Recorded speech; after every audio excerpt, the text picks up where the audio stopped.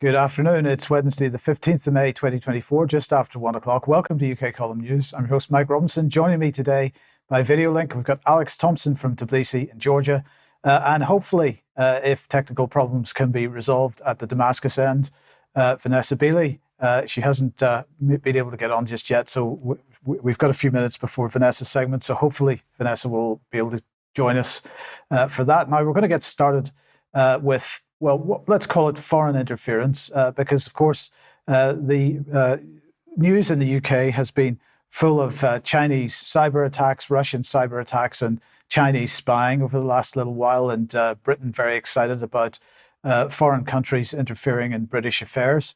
So this is GCHQ pushing out a tweet saying, speaking at Cyber UK 24 this morning, our director, Anne Keast-Butler, highlighted how China poses a genuine and increasing cyber risk to the UK.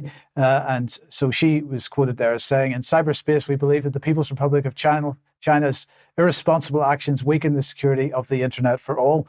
So there you go. In the meantime, the Foreign Office called the Chinese ambassador in for addressing down. The FCDO, they said, was unequivocal in setting out that the recent pattern of behaviour directed by China against the UK, including cyber attacks, reports of espionage links, and the issuing of bounties, is not acceptable.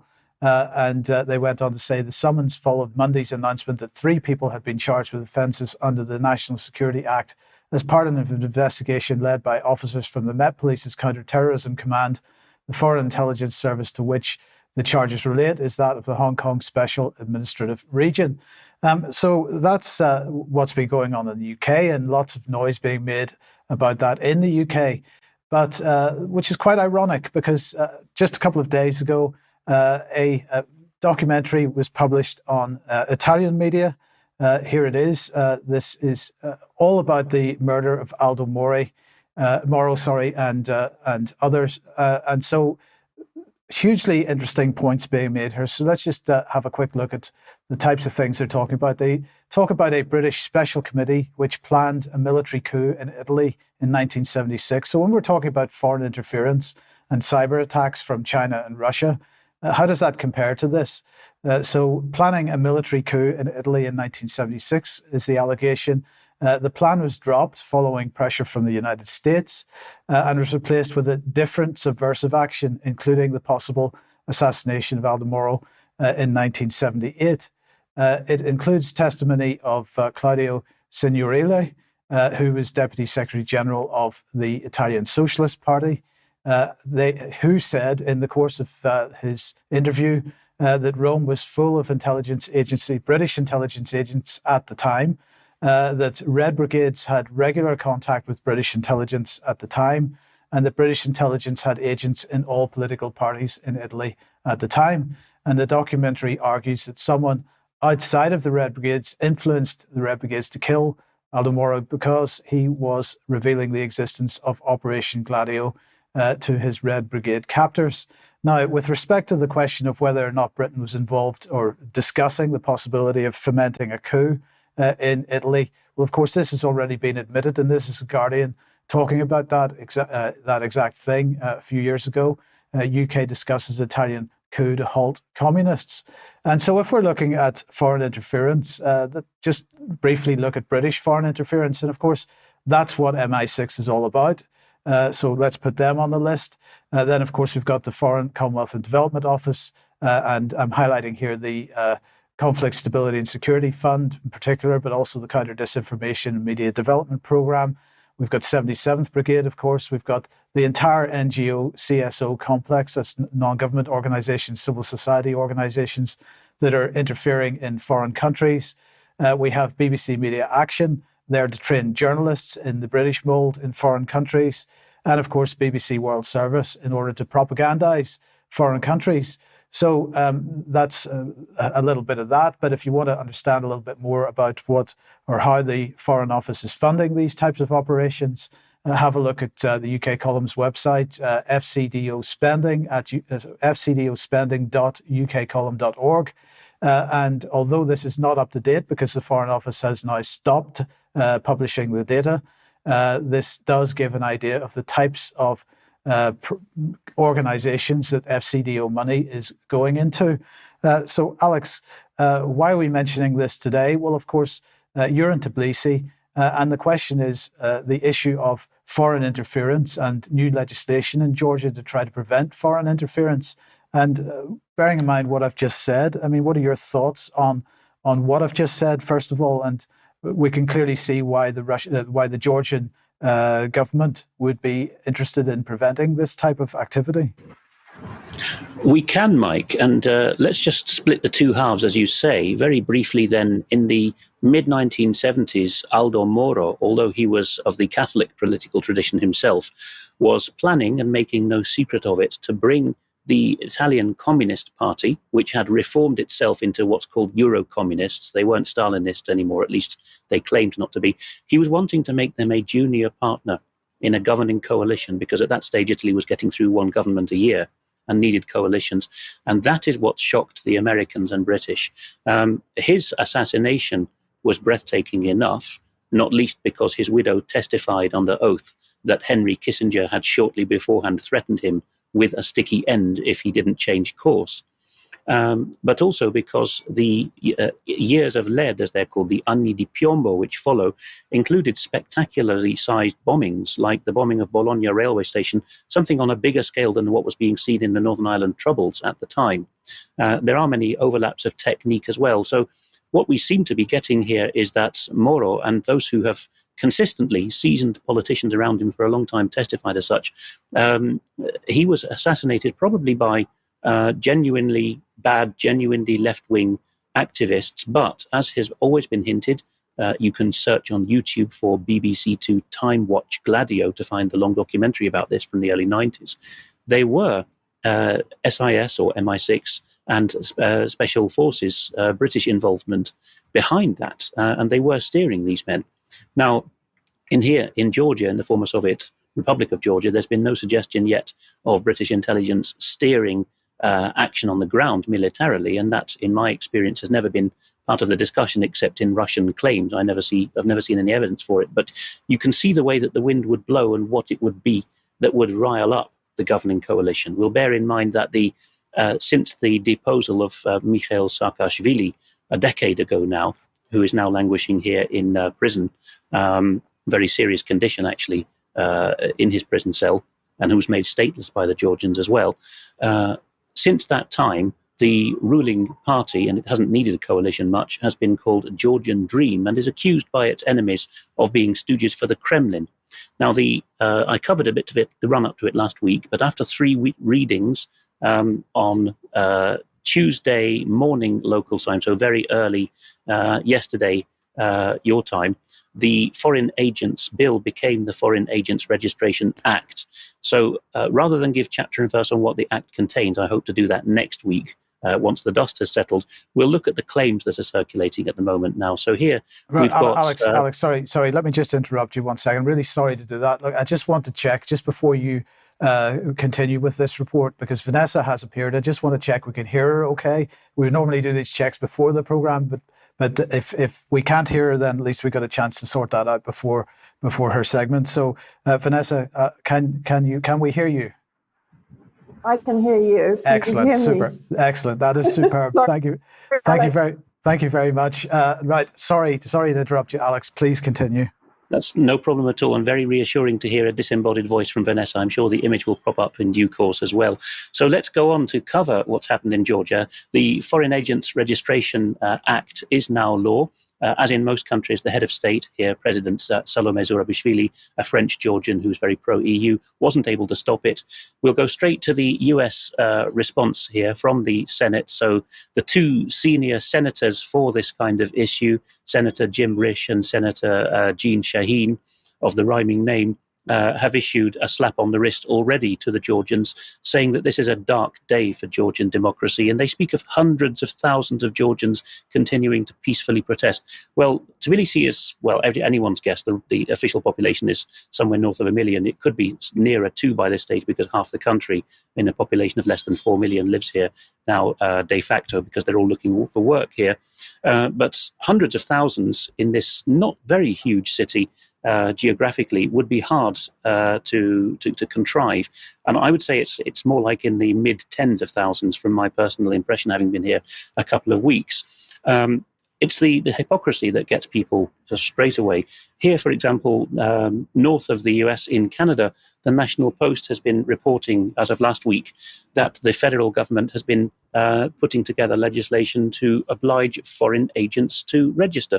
I am not suggesting an equivalence of content between the two acts. That's something that needs a fine legal tooth comb.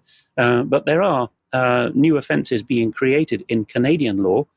Similar developments in Britain, Australia, several continental European countries as well, to oblige people to register as foreign donors and foreign funded agents. We also see that there will be new offences in Canada, such as engaging in deceptive conduct at the direction of a foreign entity with the intent to influence the exercise of a democratic right in Canada. Now we're getting very close indeed to whether or not you give them merit, the claims of the ruling Georgian Dream Party, which got an 83 votes to 30 majority to pass this bill just yesterday. Now, on my Telegram channel, this immediately led to some cynicism.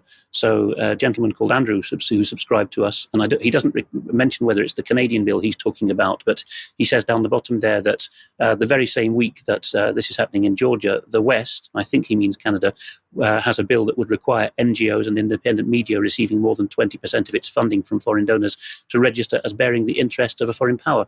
But my vagueness on this is probably the whole point. It could be any number of Western countries right now.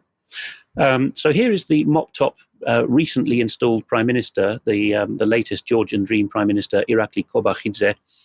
He's given a press conference about having met with the most important US diplomats for this issue, which is Jim O'Brien, the Assistant Secretary of State in charge of this part of the world. Jim O'Brien would be the man who would advise on sanctions against the Georgian Dream leading figures, if necessary. And in that press conference, and we will go now to an excellent website called Civil Georgia, civil.ge, which is, of course, EU-leaning, but provides accurate write-ups in good English. He says he doesn't want the reputation of Georgia with the US to be damaged. It's a slightly bad English headline there, but never mind. And I won't read all of that, obviously. But here's the main thing. When RFL asked whether O'Brien, who is going to be the man who presses the sanctions button on Georgia if necessary, when Kobakhidze was asked whether O'Brien had talked about this, he said, vaguely, I told him many more details about a certain meeting. Who's this Ivanishvili? He's an oligarch who, and this we may be going into an extra time, but an oligarch who came from Russia to Georgia of Georgian ethnicity, who dropped the previous revolutionary president, Mikhail Saakashvili, 4 years into his presidency. And it is claimed by the people now rioting or various kinds of protesting on the streets, who skew very pro-EU and young and student-like, but by no means all of them are. They claim that Ivanishvili has turned this Georgian Dream Party into his puppet and ultimately Russia's puppet. And look at this banner I've put at the top here. Kobakhidze was asked by one journalist, who's this global party of war that your party, Georgian Dream, keeps banging on about? And he said, well, I told Mr. O'Brien behind closed doors in detail what it is, but it's a delicate issue and they're dangerous people. Well, half of Georgia believes that, half doesn't. I'm no overt sympathist with Georgian Dream. They have, against all law and decency, announced that publicly that they are going to create a database of undesirables that, even before you consider EU accession, is a no-go.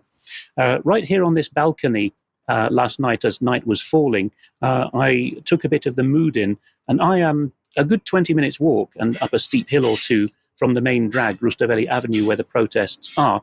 But the loudhailer voice was carrying right the way up, and you get this panoramic shot of the city here, where you will see how much the voice of a few, more than a few, but not a majority, of angry protesters is carrying over the whole city.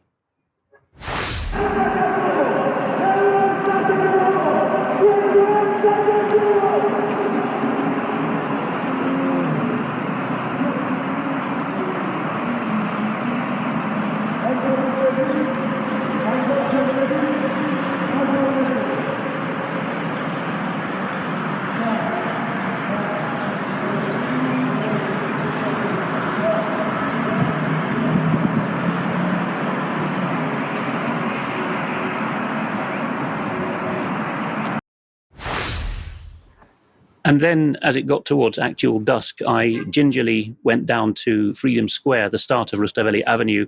And from the opposite side of the square, you will see a central column, a kind of Nelson's column equivalent, which is St. George slaying the dragon. The far side of that, behind the flashing lights of the police and even fire brigade who are in attendance, you will hear the angry voices of these guys the evening they realised that they had lost the vote in Parliament. And this is really a Simpsons level angry rant. The guy you'll hear is actually saying, won't someone think of the children? The next generation needs to have a future.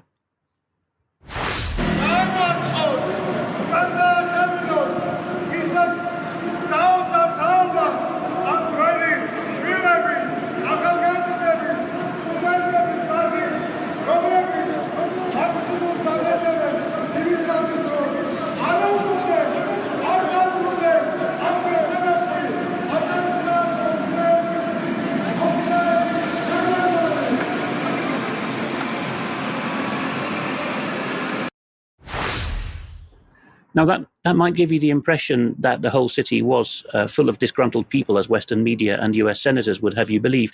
I went to stand 10 yards beyond that, and by the way, another 10 yards beyond that was a whole bunch of police pickup trucks parked out, and I have seen them, up to 8 wide and maybe 50 men deep, standing at that corner to prevent riots. In the last couple of days, wearing their black masks, special force police from the Interior Ministry. But this evening, there wasn't even that. And just, as I say, 10 yards between the street corner where the protest was and the police trucks, you see this much normal life going on.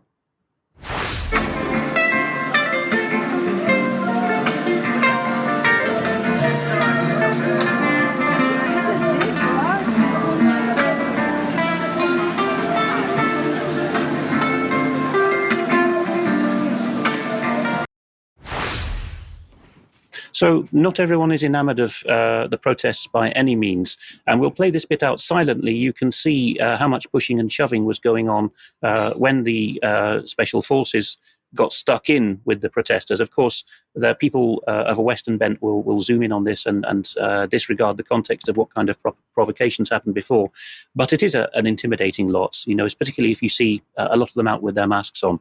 Sometimes they just wear COVID masks, in a sort of thin pretense that they're worried about catching an infection, but really to obscure their identities. Sorry for the inadvertent click there. Now, as I've just trailed, Grant Shapps was asked what His Majesty's government thought about this on the tail end of a Sky News interview. He's by no means an expert in the Caucasus. He's General Secretary of State for War, but he made these remarks. I wanted to ask about Georgia. At the weekend, to Trevor Phillips, Lord Cameron said, we actively support the Georgian people and we've made clear to the government this bill is wrong. It seems his warning was not sufficient. If the bill passes today as expected, what will be the UK government's response? Well, look, this is, for those who haven't been tracking this, Russian interference in Georgia, just in the same way as we've seen Russia, in a more aggressive way, of course, go into Ukraine. Putin cannot help but meddle, sometimes militarily, sometimes through using influence in other countries in a way which is not good for this world. It's not good for freedom or democracy. And so we do condemn that influence, and we very much encourage people to resist that influence from Russia. I think they should, not least because, Putin has demonstrated, and not least in Georgia, that he's not good for the world and not good for his neighbours. So we, quote, very much encourage the people of Georgia to resist. On the streets, that has to mean, doesn't it? Here is some peaceful resistance, some extremely media-savvy signs calling the Georgian Dream Party's members of parliament Judas because they only took a minute to pass the vote. Here is a kind of representative still image or two that I took of the very student-heavy crowd who've come out in EU and Ukraine colours. And in the posh parts of town, you see them all festooned with their EU flags. One schoolchild I saw had been clearly wearing the EU flag that she got for Europe Day a week ago as a kind of cape all week around her book bag. And, by Friday was still doing so when I saw her. So there is a lot of skew towards this. This is fair enough. This is, singing Ode to Joy on May the 9th and all very fun. But there are some, more extreme examples. So here, up against the barricades that the police put up at Parliament, you saw people doing this, at least nominally in the name of the European Union, ramming the police with barricades. And you saw, of course, that the police had to do something about this. So they went out to nab the main protagonists, and of course there was lots of jeering because it was zoomed in on as if this was a random act of brutality, but it was an assault on the precinct of Parliament. I don't think that would be tolerated in many countries. And I stress, just a couple of 100 yards from here, the vast majority, even of downtown, let alone the rest of Tbilisi, is getting on with normal life and preferring to go about its business unconcerned. There's a widespread feeling that these mainly young people are deluded and will not get anywhere, although the Georgian Dream Party is not very popular in Tbilisi itself. Just to wrap up then, a couple more images. This is the kind of police show of force that you see, but it's very, very localized. Here is some jesting by the protester side. They're getting on Reddit. Well, they would. It's a Western social media firm, and they have got a meme where they're claiming that the Georgian parliament is up for sale or for rent for 83 lari a month, probably a reference to the number of MPs that voted for the act. During previous readings of the bill, we saw scenes like this inside the Georgian parliament.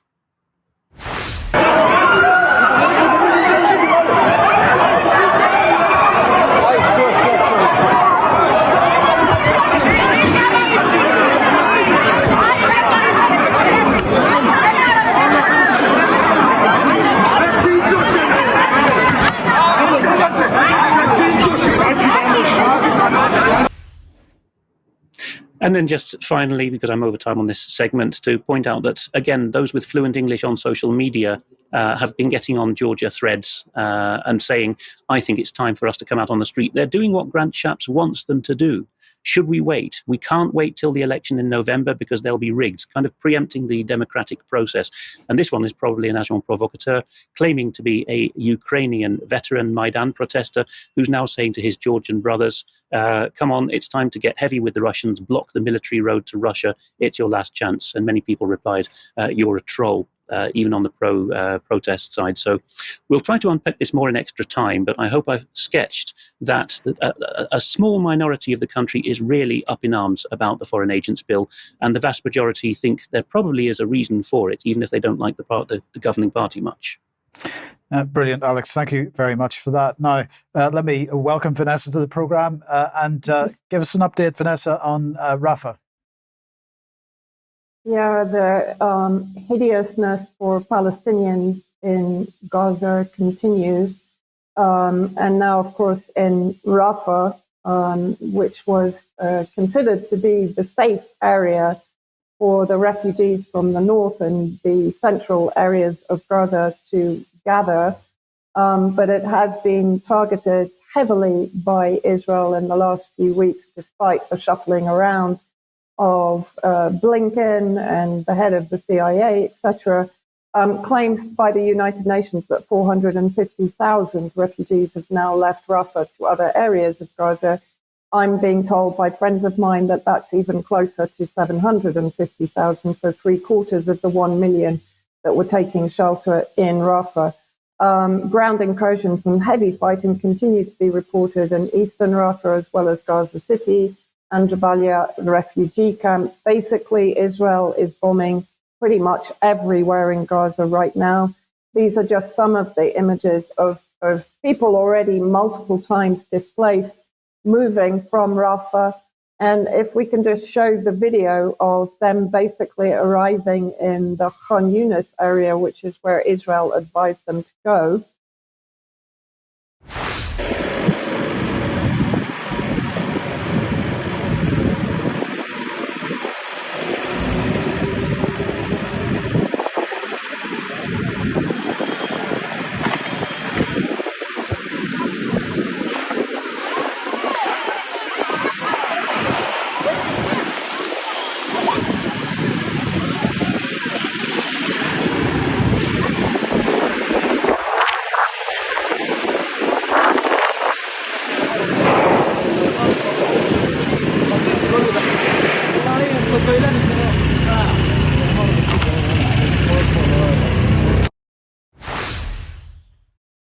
I mean, it should be pointed out that Khan Yunis is basically destroyed. There are very few medical centers or hospitals still operational there. There's no electricity and water. So people are being pushed into rubble, effectively, from Rafah.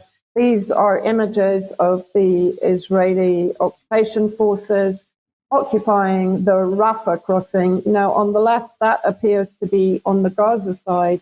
On the right, I haven't confirmed it yet, but to me, from my memory of being inside that crossing, it looks very much like the Egyptian side, which would mean that there is some collaboration between Egypt and Israel in the containment of Palestinians inside Gaza. And in fact, this meme or cartoon has been circulating. And if we actually watch a recent video of Egyptian forces attacking a young man from Gaza who attempted to escape without paying the $5,000 that Egypt is demanding, Egypt has made millions from allowing Gazan refugees to leave to Egypt, and is then only giving them a 3-month visa with no work permit. And at the end of that 3 months, nobody is sure what will happen to those refugees that have already left Gaza, whether they will be forced to go back to Gaza, because there are rumors that Egypt will not renew the visas. So let's just have a look at the video of the Egyptian army beating up this young Palestinian.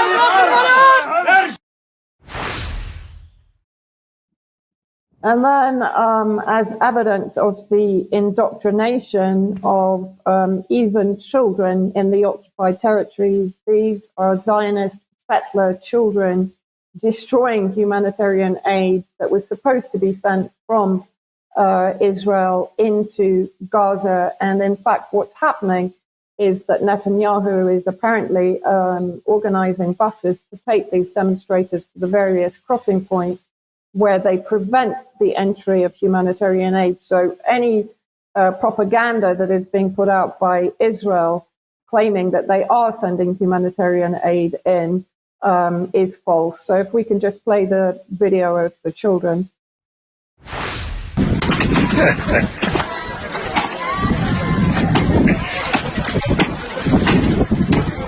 זה אוכל של ילדים מסכנים.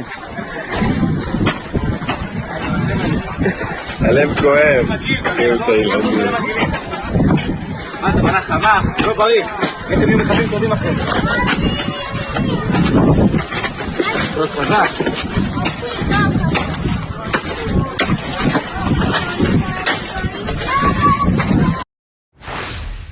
Vanessa, just very quickly, whenever you sent that video to us earlier on, Kenny then went and had a look at the situation and was finding just loads of videos from different situations, very similar. So this is not a sort of localized incident.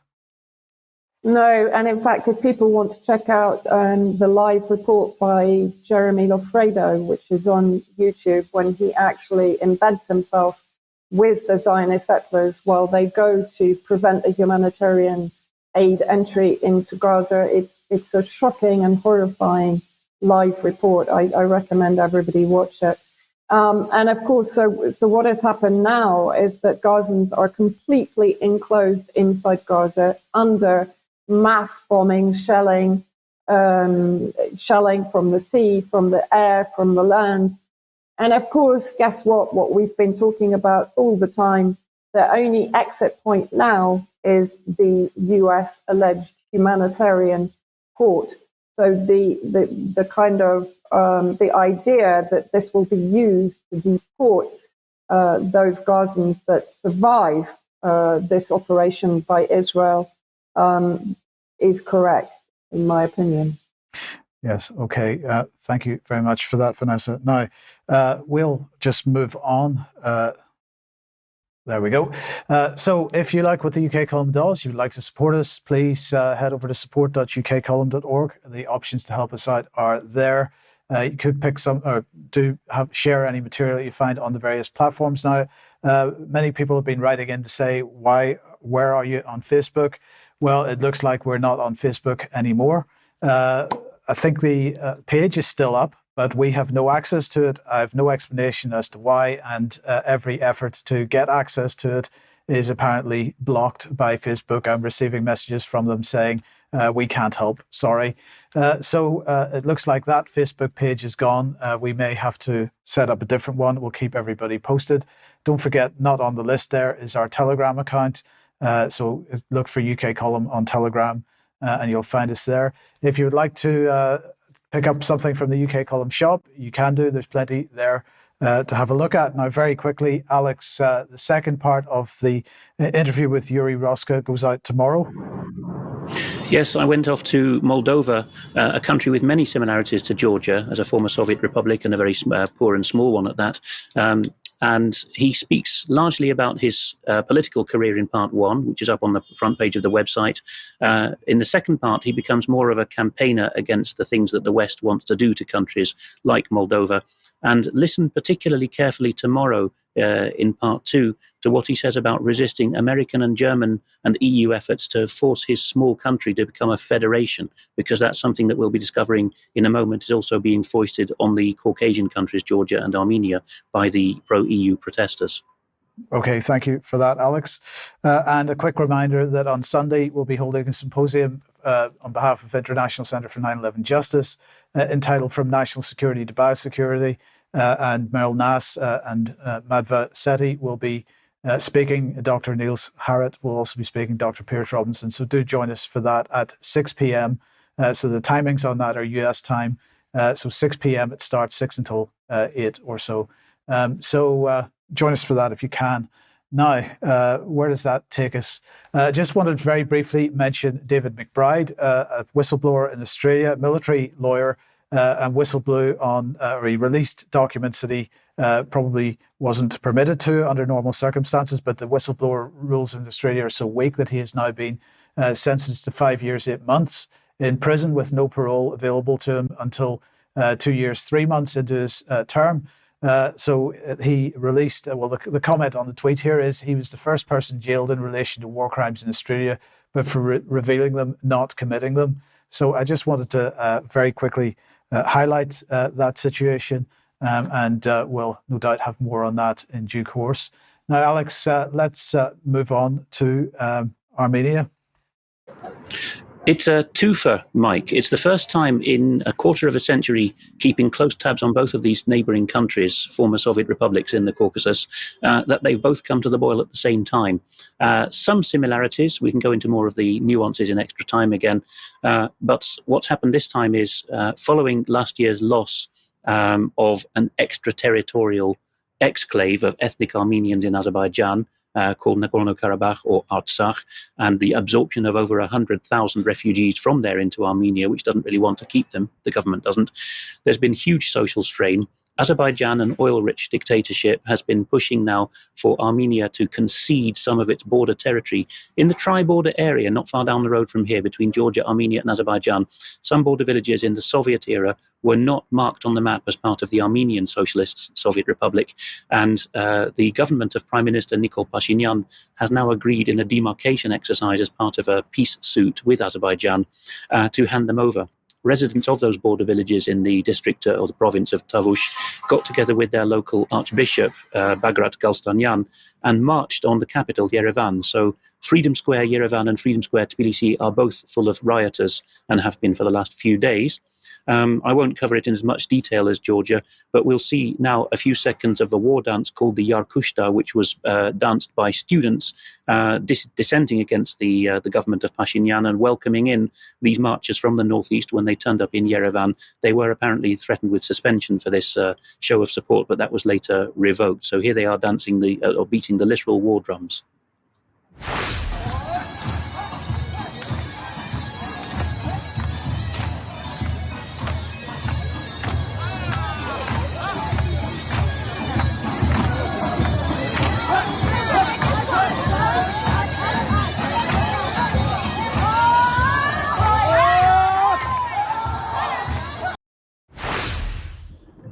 Not everyone, even among the opposition in Armenia, would like Archbishop Bagrat Galstanyan, because he has now stood in Republic Square, the other main square there in Yerevan, and said he wants to form a transitional government. Some of his supporters literally walked out on him for that, because they thought this was a ploy to create an insurrection.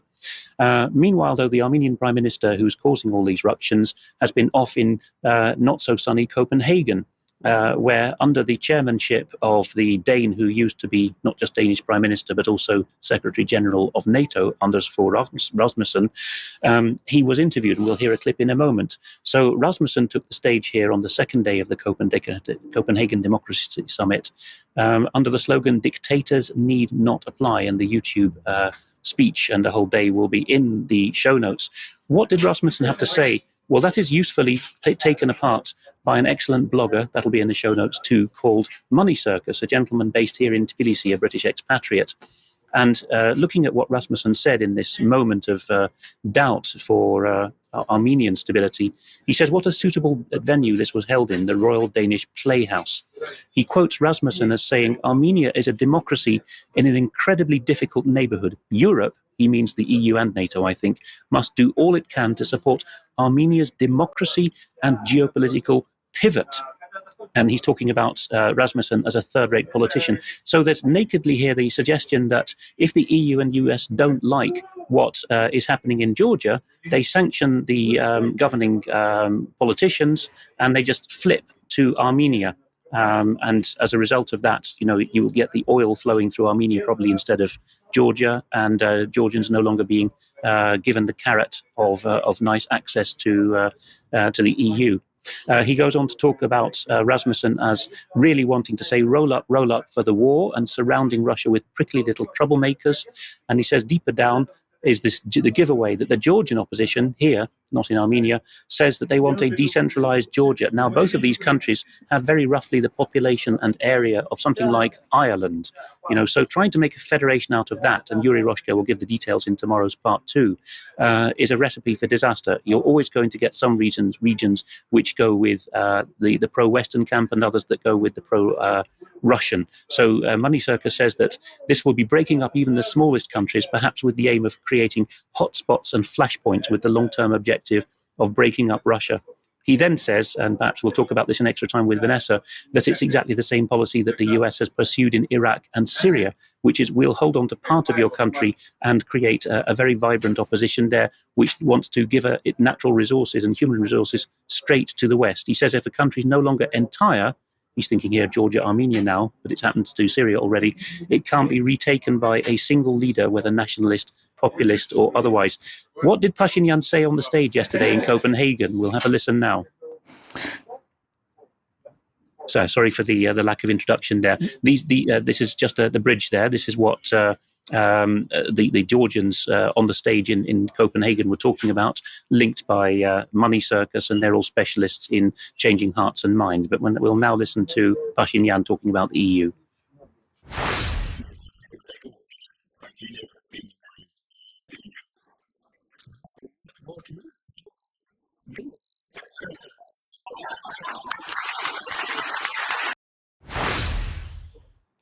I apologize if the sound didn't come over very well in that clip. That was a mistake I didn't notice when I was queuing it up. But he was asked, when would you like Armenia to join the EU? He says, right away, this year, and got a big round of applause for it. He's put his foot in it, as Pashinyan, by saying that the Armenians were probably somewhat responsible for the genocide that was brought upon them 100 years ago. And so that's being reported on even by Politico now in the EU. I apologize about the people behind me. I can't do anything about that. And that has brought about a condemnation even by the Lemkin Institute for Genocide Prevention, which is suggesting that Pashinyan has really gone too far this time. Again, more in extra time if necessary. Yes, thank you, Alex. And we will now move on back to the UK in a sense, but also international affairs, because here's the latest from Chatham House. This was published a few days ago. The UK should not rule out sending troops to Ukraine despite Putin's nuclear threats. This is by a guy called Keir Giles, and he is described as Senior Consulting Fellow, Russia and Eurasia Programme. But of course, we know the name Keir Giles because he, of course, was a fairly central character within Integrity Initiative, which was all about, if you remember, the promotion of anti-Russian narratives. So perhaps we need to take this particular piece in that context. So let's see what he's talking about. Backing down in the face of Russian threats, he said, is the worst option. The UK should join France in using what he's describing as strategic ambiguity. The theatre, he's talking about here the theatre that Russia uses to sort of promote the idea that it was under pressure in some way, that it was forced into the special military operation. That theatre was both diplomatic, with the British ambassador summoned to the foreign ministry in Russia, he said, on Monday to warn of retaliation, and nuclear. So he's ramping up the nuclear threat here. Moscow announced it would be holding exercises involving tactical nuclear weapons in the near future to remind the world yet again that it has them. And he said that Britain's explicit endorsement of strikes into Russia, because Britain seems to be one of the only countries that is supporting the idea of Ukraine striking into Russian territory itself.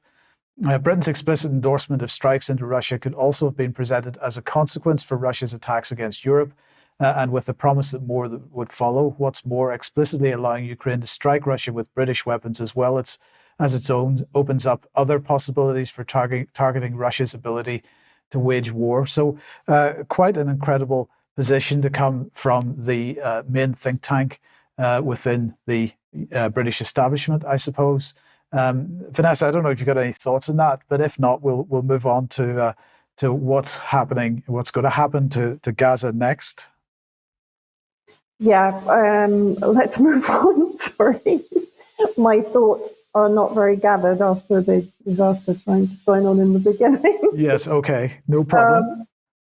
So, yes, let's move on to Netanyahu's dystopian vision for post-war Gaza. Now, this report, the full report that I looked at in depth and actually translated the PowerPoint presentation linked to this report that was given to members of Netanyahu's administration back in December.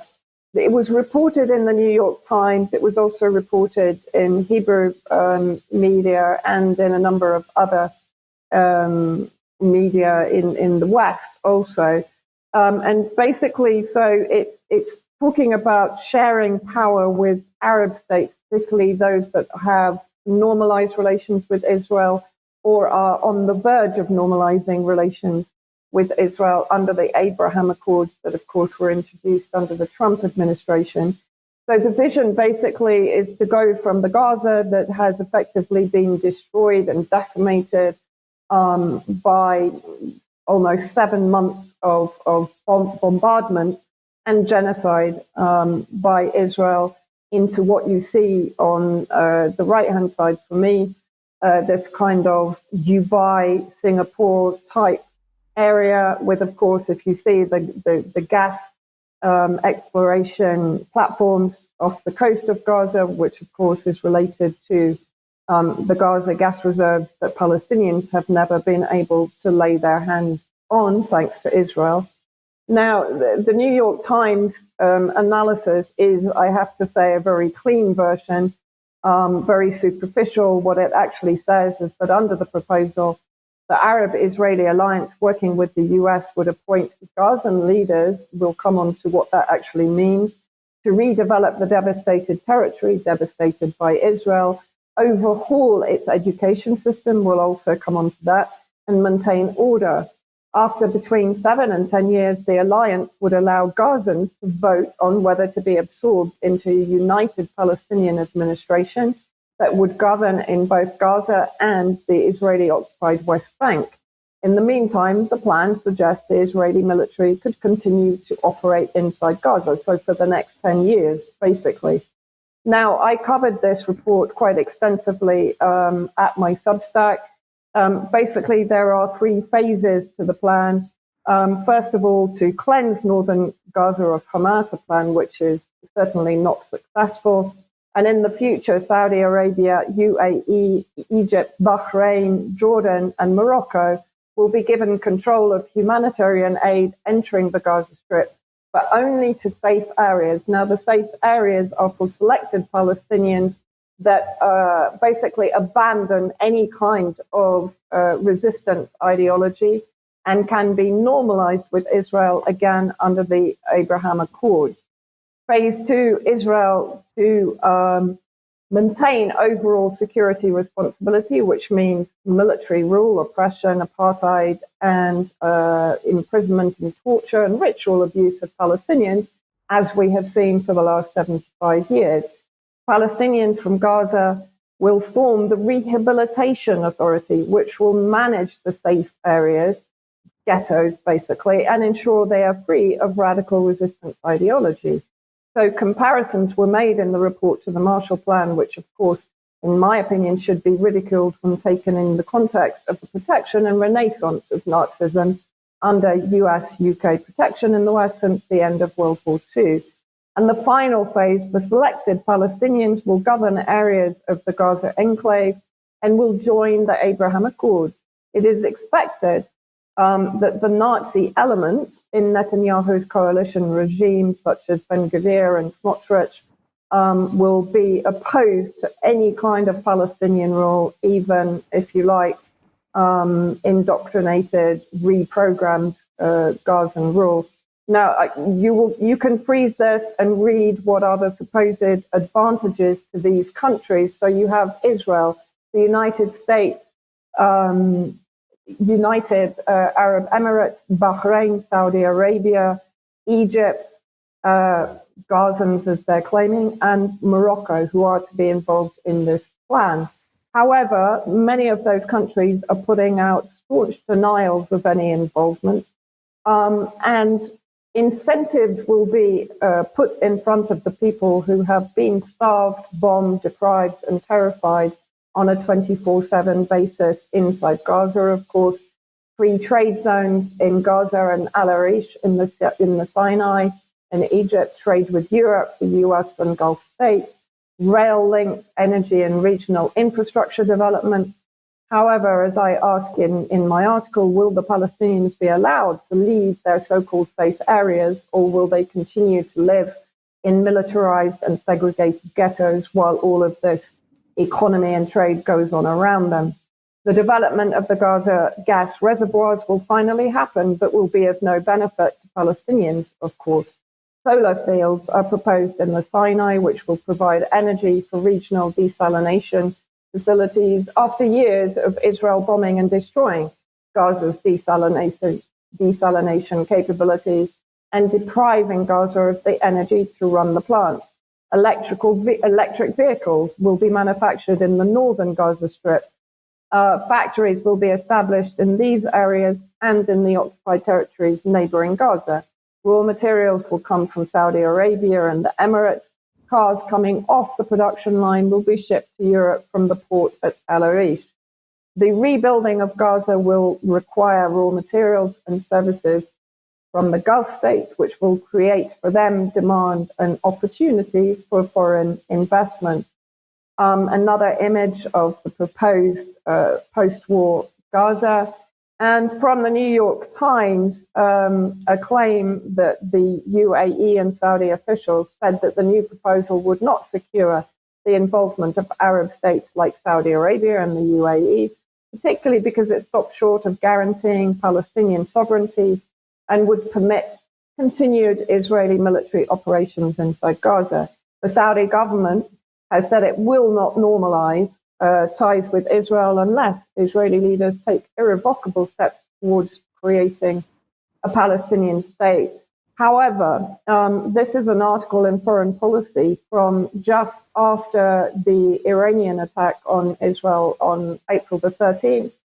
Arab countries have Israel's back for their own sake. So let's see what they're arguing in this article, which actually I do agree with. Last weekend, there was a lot of commentary on social media and elsewhere expressing amazement at a new Middle East in which countries of the region coordinated an effort to thwart Iran's attack on Israel. There is something to be said for that. But what's more amazing when one takes a step back is that war has not actually changed the region that much. Regional governments still hate and fear Iran, harbor no particular commitment to Palestinian justice, and want good relations with Israel and desire American leadership. And also to come back to that idea of Gaza as a trade and economy hub, of course, it would be at the center of the IMEC, the Indian, Middle East, European corridor, which we have discussed previously. So it's very clear from this, and in my opinion, these plans are not new. These plans were put together some time ago, if not years ago, and Israel and the US and the normalized state see an opportunity now to, one, resolve the Palestinian issue by giving Palestinians some degree of safe areas inside Gaza, while building the Dubai of the future inside Gaza, profiting from the gas and profiting from the position of Gaza geographically as an economic and trade hub. So not anything new, in my opinion. This has been in the pipeline for years, and now they're exploiting the genocide that is ongoing in Gaza to present the roadmap. Was there any indication, Vanessa, given about when this PowerPoint presentation was delivered to Netanyahu? Because, of course, what springs to my mind is his General Assembly speech a couple of months ago, which sort of came out of nowhere and well, in fact, it must be 6 months ago now, sprang out of nowhere and was completely out of context, it seems. So do you think this had already been delivered to him at this stage? Well, the plan was actually, the PowerPoint presentation and the plan were given to him in December. But I think it's likely that this plan was in the pipeline for even longer than 7 months, because I think he gave that speech at the UNGA shortly before the 7th of October, if I remember correctly. Yes. And what he was actually talking about was the IMEC, the Indian, Middle East, European corridor. So clearly, all of this project, in my opinion, has been in the pipeline for a long time. What October the 7th did was to give Israel the pretext and the justification to actually really start the genocide and ethnic cleansing of Gaza in preparation for launching this project. And I just wanted to get your thoughts on the involvement of other Arab countries in this, because you said that you think some countries, or you've heard some countries absolutely denying their involvement in this. Is that because they view it being the wrong time? Yeah, I think, yes, it's they're playing a political game. I think for Saudi Arabia, UAE, Bahrain, and UAE, let's not forget, it's been providing the land bridge to compensate for the shutting down of shipping in the Red Sea by Yemen. And that land bridge crosses through Saudi Arabia and Bahrain. We should also remember the Saudi Jordanian money that's pouring into the Sinai for Egypt, the promises by the US to give Egypt $10 billion for effectively taking in Palestinian refugees, the millions that have recently been given by the EU to Egypt for so-called humanitarian aid that has not been allowed into Gaza. So there is a lot of shuffling going around, but I think Saudi Arabia particularly wants to maintain the optic of pushing for a Palestinian state. But I think further down the road, what they may well do is say, yes, but we've given Gazans the opportunity to live in these safe areas and to profit from the economy and trade that we're building inside Gaza, provided they no longer adhere to any kind of resistance ideology.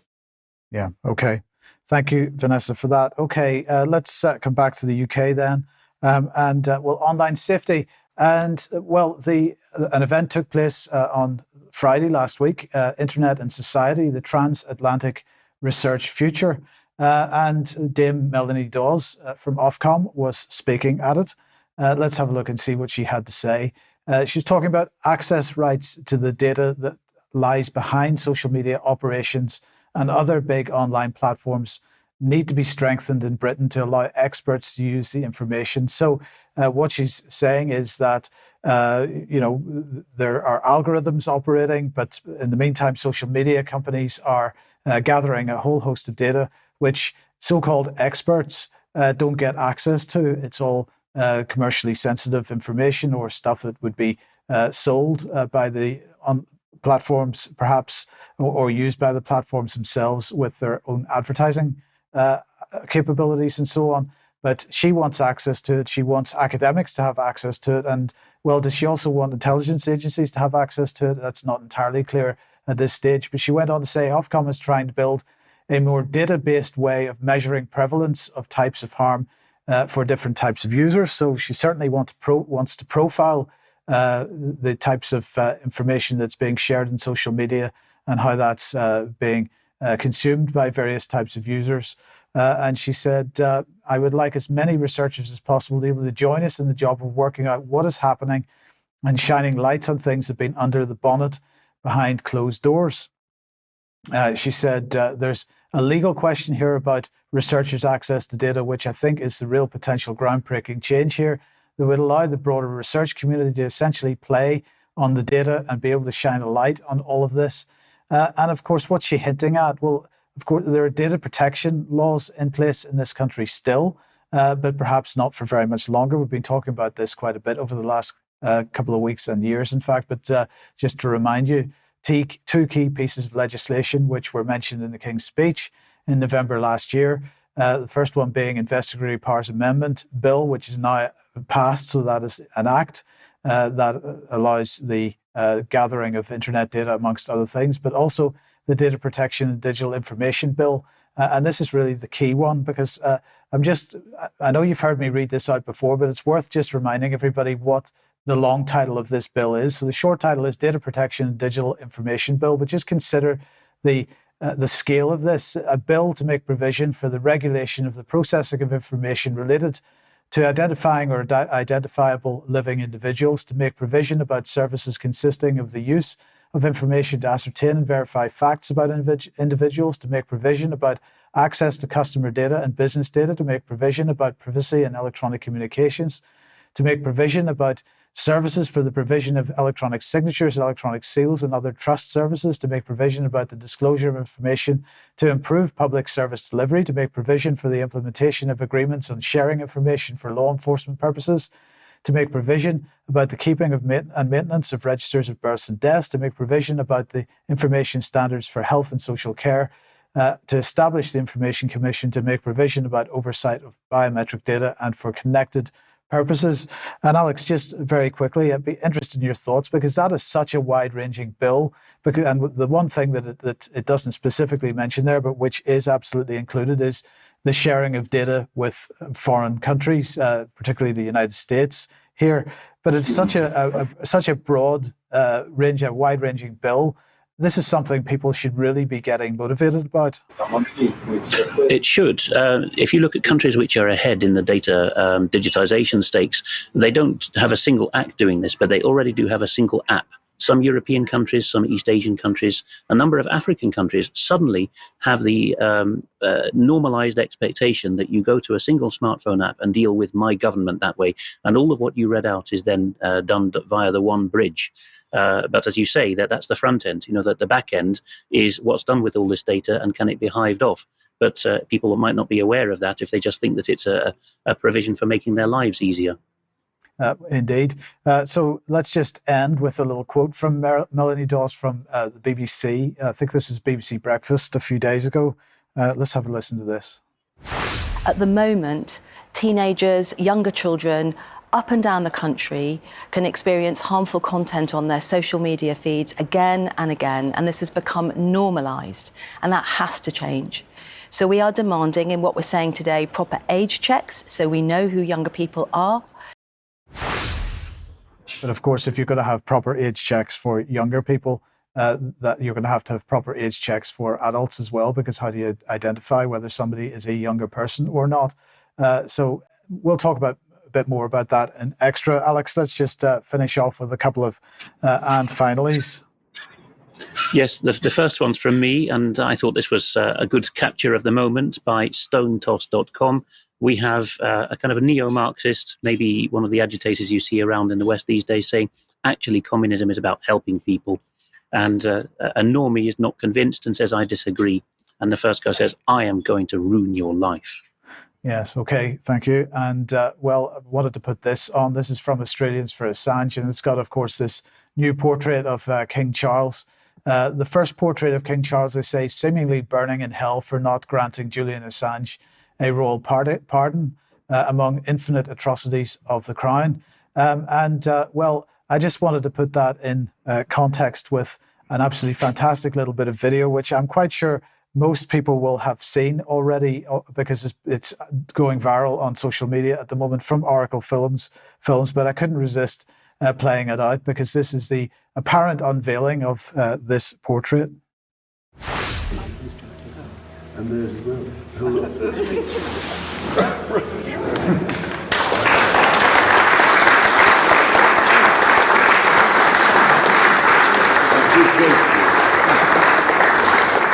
It's remarkable actually how it has turned out.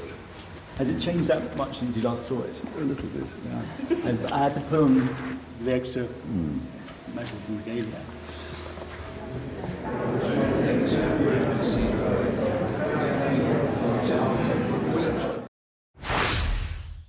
So no doubt we'll be talking about that in extra as well, but absolutely excellent piece of work from Oracle, and I suppose we might describe that as a deep fake. But anyway, we will talk more about that later. Thank you to Vanessa and Alex for joining me today. I hope everybody has enjoyed today's programme.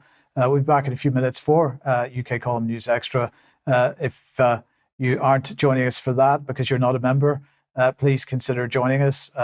We do need your support, but otherwise we'll see you for the interview tomorrow at 1 p.m. and for the news on Friday. See you then. Bye-bye.